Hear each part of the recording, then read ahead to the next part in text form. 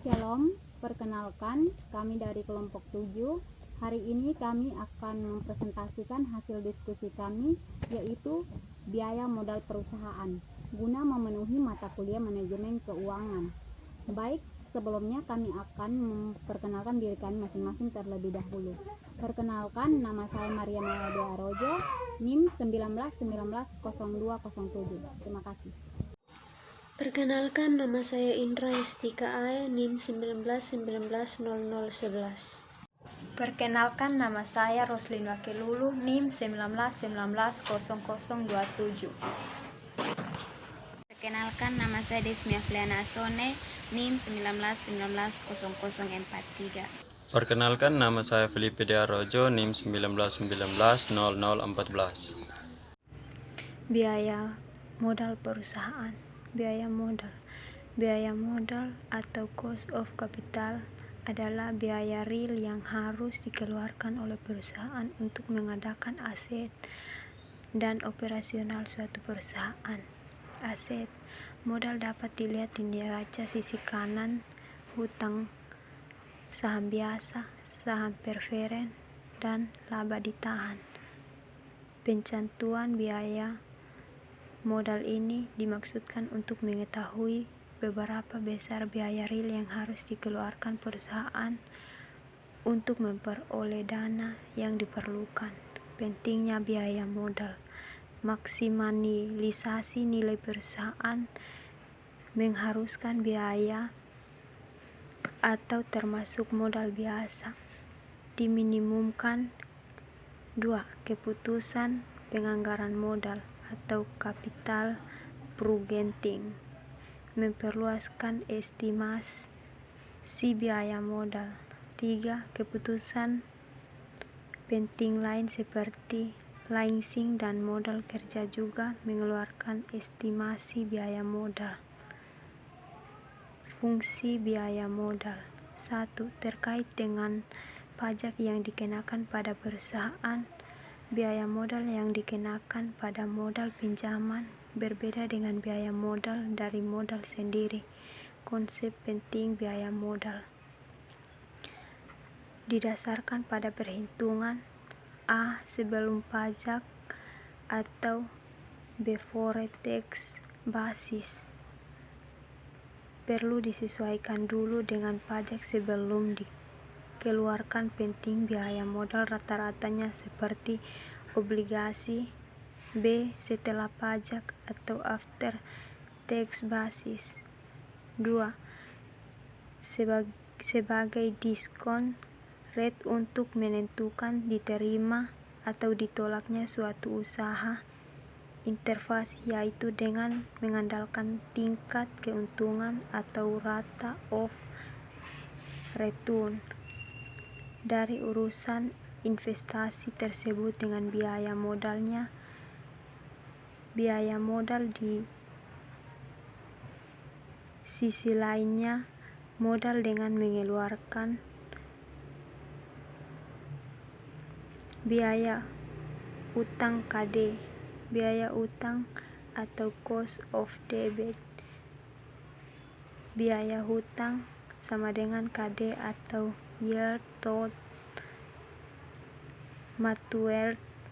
Biaya komponen utang yang digunakan untuk kalkulasi biaya modal rata-rata tertimbang dalam perhitungan kita memakai biaya hutang setelah pajak sama dengan KD atau I kurang T, di mana T adalah tarif pajak perusahaan.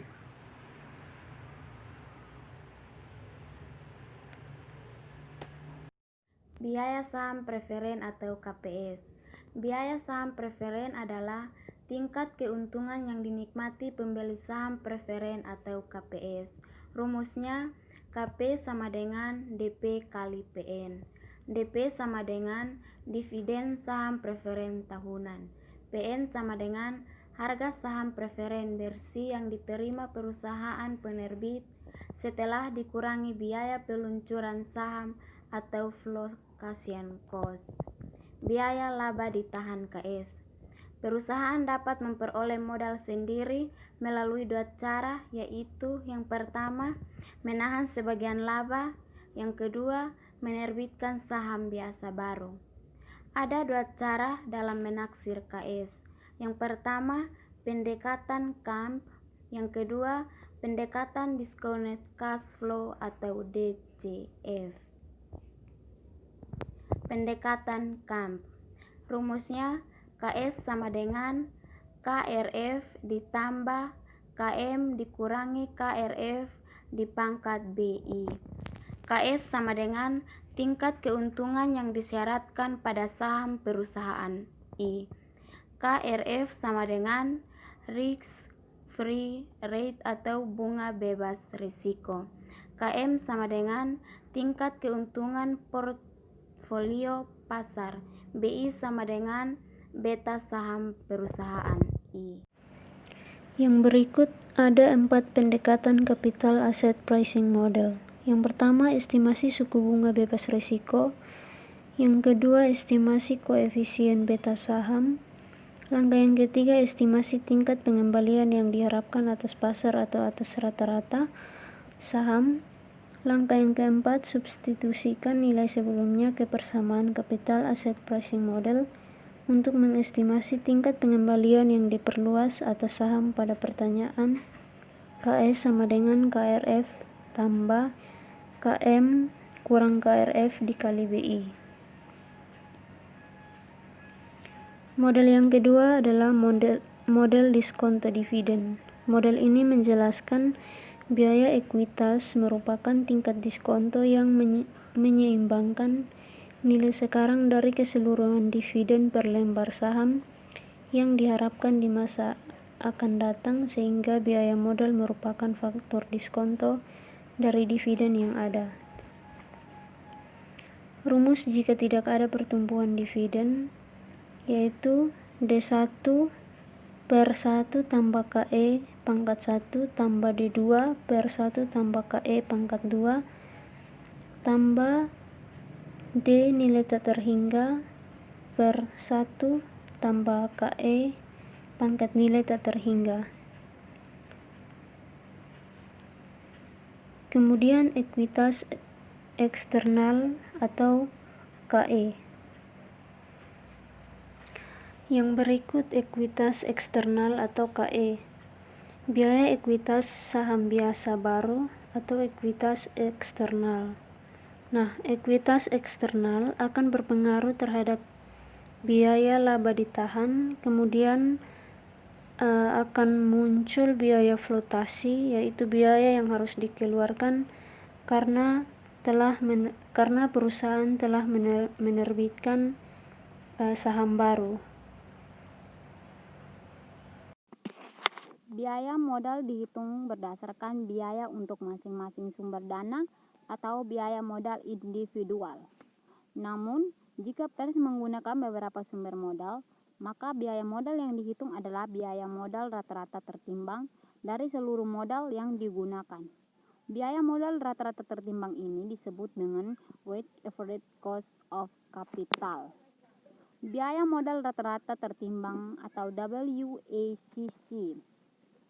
WACC dibagi menjadi 4 bagian. Yang pertama, untuk menghitung biaya modal kita menggunakan WACC. Yang kedua, WACC adalah rata-rata tertimbang dari seluruh komponen modal. Yang ketiga, komponen modal yang sering dipakai adalah saham biasa, saham preferen, utang, laba ditahan. Yang keempat, seluruh komponen modal atau capital components mempunyai suatu kesamaan, yaitu investor yang menyediakan dana berharap untuk mendapatkan return dari investasi mereka. Yang berikut WACC. WACC sama dengan WD kali KD 1 kurang T tambah WPS kali KPS tambah WS kali KS atau KE. KD sama dengan biaya hutang, KPS sama dengan biaya saham preferen, KS sama dengan biaya laba ditahan, KE sama dengan biaya saham biasa baru, T sama dengan pajak, Yang berikut, biaya modal marginal. Biaya modal marginal dibagi menjadi dua bagian. Yang pertama, biaya tambahan untuk setiap unit baru.